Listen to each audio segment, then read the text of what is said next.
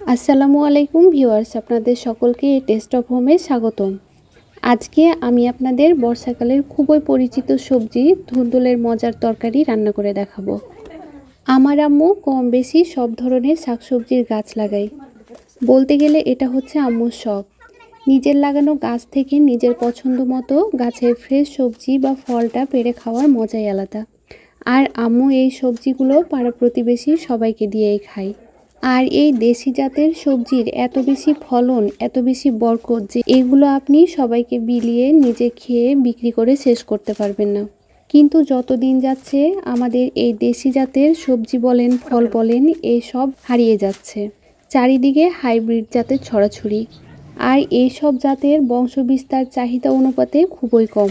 আর এই সব জাতগুলো নিয়ন্ত্রণ পুরোপুরি মানুষের হাতে, প্রাকৃতিকভাবে খুবই কম।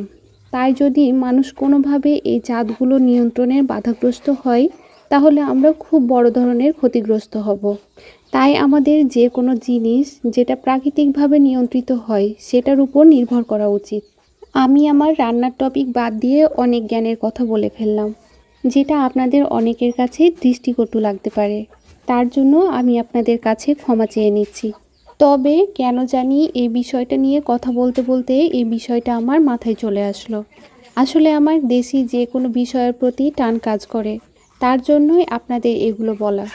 আর এই দেখেন, আপনাদের সাথে এইদিকে গল্প করতে করতে আমার কত কাজে এগিয়ে গেছে। আমার ধুন্দুলগুলো টাল থেকে পেড়ে নিয়ে এসে ছিলে ধুয়ে কাটা শেষ হয়ে গেল। আর এই ধুন্দুলগুলো কিন্তু একদম কচি কচি হয়ে আছে, খেতে একদম দারুণ লাগবে, মিষ্টি মিষ্টি স্বাদ। আজকে ধুন্দুল দিয়ে চিংড়ি মাছ রান্না হবে। তাই আমার আব্বু সকাল সকাল বাজার থেকে চিংড়ি মাছ নিয়ে এসেছে। বর্তমান বাজারে চিংড়ি মাছের ডিমান্ড দেখে এই চিংড়ি মাছকে ভালোবেসে আমরা আরেকটা নামে ডাকি, আর সেই নামটা হচ্ছে হোমিও ঔষধ। বর্তমান বাজারে এর দাম এত বেড়েছে যে একে হোমিও ঔষধের মতোই তরকারিতে ব্যবহার করা হয়। যাই হোক, আমার হোমিও ঔষধ বাছা ধোয়া শেষ।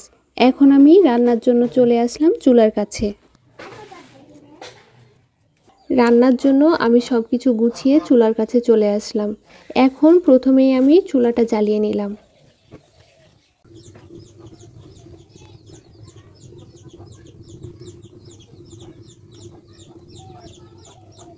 চুলাটা জ্বালিয়ে রান্নার জন্য চুলার উপর দিয়ে দিলাম একটা কড়াই। এরপর কড়াইয়ে দিয়ে দিলাম কিছুটা তেল এবং ফোড়নে দিয়ে দিলাম কাঁচা গোটা জিরা, পেঁয়াজ কুচি, রসুন কুচি ও ফালি করে নেওয়া কাঁচামরিচ। এখন এই সবগুলোকে হালকা বাদামি করে ভেজে নিয়ে দিয়ে দিব বেছে ধুয়ে রাখা চিংড়ি মাছ, স্বাদ মতো লবণ, হলুদ। এখন এই সব কিছু দিয়ে পেঁয়াজ, রসুন আর চিংড়ি মাছগুলোকে ভালোভাবে ভেজে নেব। মাছগুলোকে খুব বেশি শক্ত শক্ত করে ভাজবো না, মাছের কাঁচা গন্ধটা যেন না থাকে এই রকম করে ভাজবো। মাছগুলো সব ভাজা হয়ে গেলে একে একে সব গুঁড়ো মশলাগুলো দিয়ে দিব। ধনিয়া গুঁড়ো, হলুদ গুঁড়ো, মরিচ গুঁড়ো ও জিরা গুঁড়ো।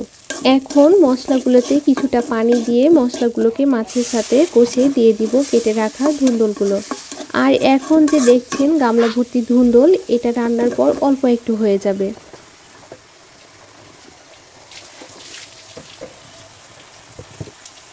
ধুন্দুলগুলো আমি অল্প অল্প করে কড়াইয়ে মশলার সাথে নেড়ে মিশিয়ে একে একে কড়াইয়ে দিয়ে দিব।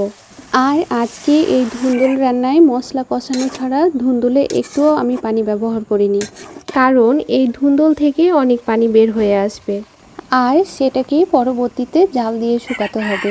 আর যেহেতু ধুন্দুলটা কচি ও টাটকা, তাই পানির আর প্রয়োজন হবে না। এখন ধুন্দুলগুলো মশলার সাথে যতটা পারা যায় নেড়ে মিশিয়ে সেদ্ধর জন্য ঢাকনা দিয়ে ঢেকে দিব এবং মাঝে মধ্যে আবারও ঢাকনা উঠিয়ে ধুন্দুলগুলো নেড়ে দিব। আর এই ধুন্দুল আর চিংড়ি মাছগুলোতে চুলার গরম ভাব পড়ায় দুটো মিলিয়ে দারুণ একটা ঘ্রাণ বেরোচ্ছে, মনে হচ্ছে এমনি খেয়ে নিই। আর ধুন্দুলের কালারটা দেখেন কি সুন্দর হয়েছে। ধুন্দুলগুলো চুলার গনগনে আগুনের তাপের ভাপে কি সুন্দর এতগুলো ধুন্দুল থেকে বসে কমে গেল। এখন আমি এই পর্যায়ে কড়াইয়ের ঢাকনাটা আর দিব না, এখন ধুন্দল থেকে যে পানিটা বের হয়েছে সেটাকে এখন জাল দিয়ে শুকিয়ে নিব। আসসালামু আলাইকুম, আজকে এই পর্যন্ত। দেখা হবে পরবর্তী নতুন কোনো রান্নার ভিডিও নিয়ে। ততক্ষণ পর্যন্ত সকলে ভালো থাকবেন, সুস্থ থাকবেন। আর আমার ভিডিওগুলো যদি আপনাদের কাছে ভালো লেগে থাকে তবে অবশ্যই লাইক, কমেন্ট, শেয়ার এবং ফলো দিয়ে আমার পাশে থাকবেন। আর আমার ইউটিউব চ্যানেলটা সাবস্ক্রাইব করবেন।